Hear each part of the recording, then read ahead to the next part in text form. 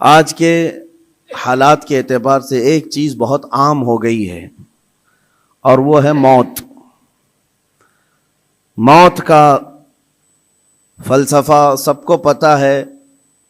موت سے لوگ گھبراتے بھی ہیں، ڈرتے بھی ہیں، اور ایک نیوز بنتی ہے، خبر بنتی ہے، لیکن اب کے زمانے میں تو ایسا لگ رہا ہے موت اتنی عام کر دی گئی ہے کہ لوگ 2 منٹ 3 منٹ افسوس کرنے کے بعد پھر اس کو بھول جاتے ہیں۔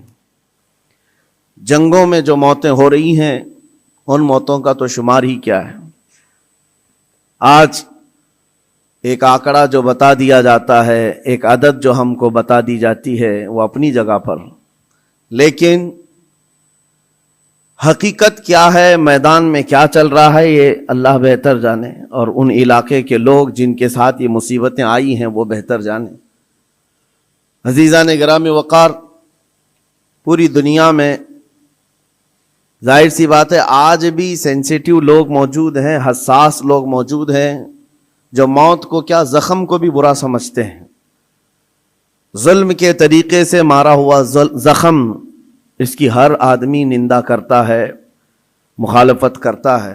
موت تو بڑی چیز ہے، لیکن ہم نے دیکھا ہے کہ ایک جانور کے بچے کو بھی اگر کوئی مارے تو آج جانوروں کے رائٹس کے، ان کے حقوق کی تنظیمیں موجود ہیں جو ان کی حفاظت کے لیے آگے بڑھتے ہیں اور پھر آواز اٹھاتے ہیں۔ بلکہ آپ اگر کسی جانور کو مارتے ہوئے دیکھے گئے تو یہ تنظیمیں آپ کو جیل تک پہنچا سکتی ہیں۔ ان کے حقوق کی آواز اٹھانے والے بھی موجود ہیں، بلکہ انوائرمنٹ کے لیے بھی تنظیمیں موجود ہیں۔ درخت کو کاٹنے نہیں دیا جاتا کہ اگر پیڑ پودے بھی کوئی کاٹ رہا ہے تو اس کے لیے بھی سخت قانون ہے، بلا وجہ اگر کوئی کاٹ رہا ہے تو اس کو جیل بھی ہو سکتی ہے، اس کا ریپلیسمنٹ چاہتی ہے دنیا۔ پیڑ پودے پتے اور جانوروں کو کاٹنے کے لیے بھی منع کیا گیا اور ان کی حفاظت کے لیے تنظیمیں موجود ہیں۔ تو پھر انسانوں کی زندگیوں کی حفاظت کے لیے بھی آلریڈی موجود ہیں، ایسا نہیں ہے، لیکن دوہرا معیار ہے پوری دنیا میں۔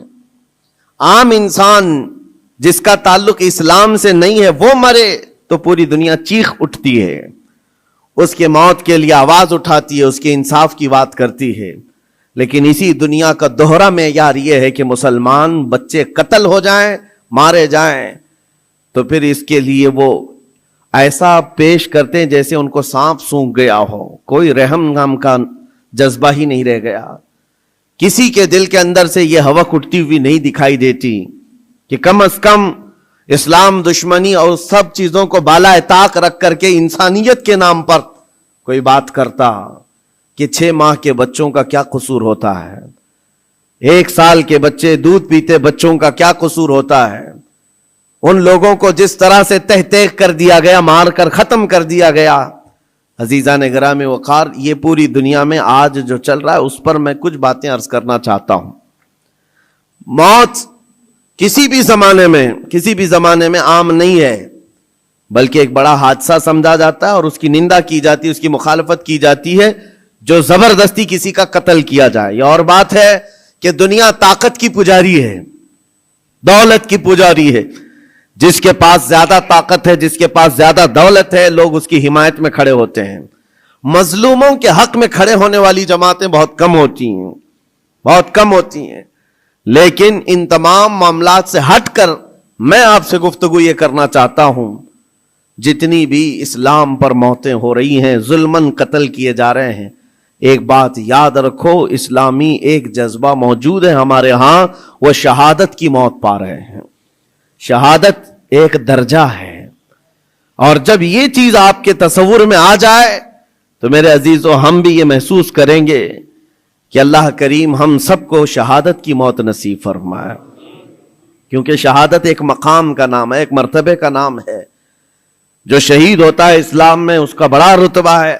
نبی پاک صلی اللہ تعالی علیہ وسلم نے تو فرمایا نبیوں اور شہیدوں کے درمیان صرف 1 درجے کا فرق ہے، 1 درجے کا فرق ہے۔ جو شہید ہوتا ہے وہ اللہ تبارک و تعالیٰ کی جنت میں اسی مقام پر ہوتا ہے جہاں اللہ کے نبی ہیں۔ انبیاء کرام علیہ السلام کا جو جنت میں مقام ہوتا ہے اس سے ایک درجہ نیچے شہیدوں کا مقام ہے. شہداء اسلام ان کی ایک عظیم تاریخ ہے. اور شہید کیوں کہا جاتا ہے اور شہید ہوتا کون ہے, یہ تھوڑی سی ڈیفینیشن معلوم ہونا چاہیے. شہید 3 قسم کا ہے. شہید حقیقی ہے, شہید فقہی ہے, شہید حکمی ہے. یعنی حقیقی شہید وہ ہے جو اللہ کی راہ میں کافروں کی طرف سے, دشمنوں کی طرف سے ظلمن قتل کر دیا گیا اور اس پر کوئی دیت واجب نہ ہوئی ہو, خون بہا اس کا نہ دینا پڑا ہو.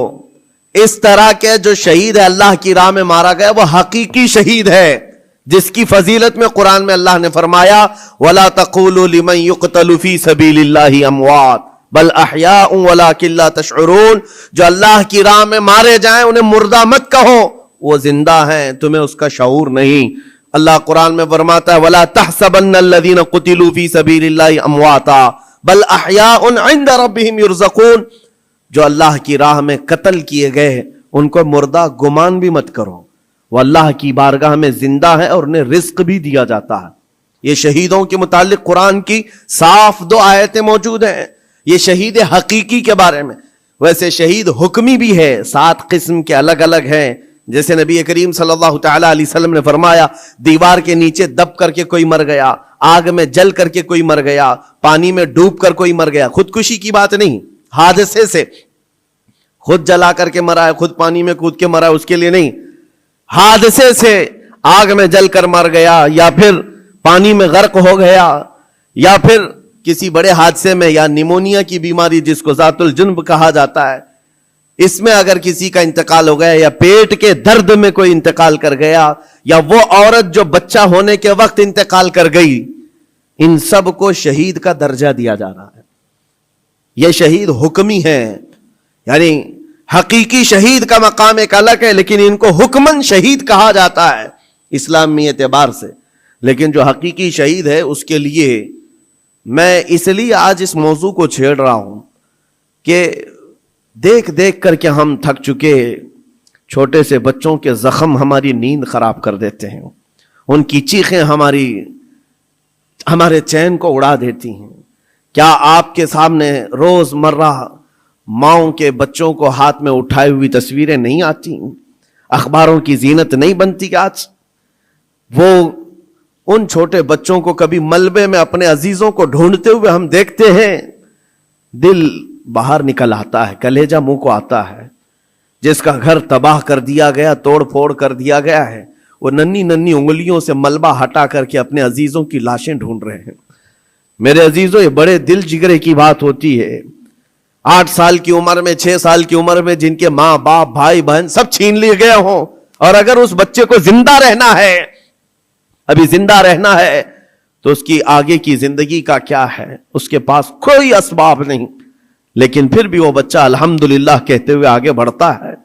یہ حالات دیکھ کر کے, اور پھر میرا جسم اس وقت رونگٹے کھڑے کر دیا, اور اس وقت ہمارے جسم میں کپ کپی طاری ہوئی جب ہم نے لاشوں کی انبار کو دیکھا, اور بڑے بڑے جوانوں کے نہیں, چھوٹے چھوٹے بچوں کی لاشیں لائن سے لگائی گئی ہیں, تقریباً 50 یا 60 بچے, اور مائیں اس میں اپنا بچہ ڈھونڈنے کے لیے چادر ہٹا ہٹا کر کے دیکھ رہی ہوں.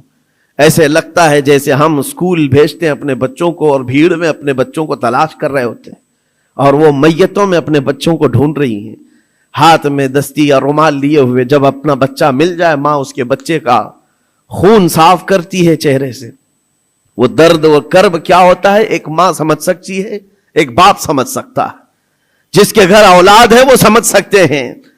لیکن یہ درد جو بچوں کا دیکھا ہم نے, کسی کا ہاتھ کٹا, کسی کا پیٹ پھٹا, کسی کا سر پھٹا, لیکن ان تمام چیزوں کو دیکھ کر جب رونگٹے کھڑے ہوتے, پھر میں نے پڑھنا شروع کیا.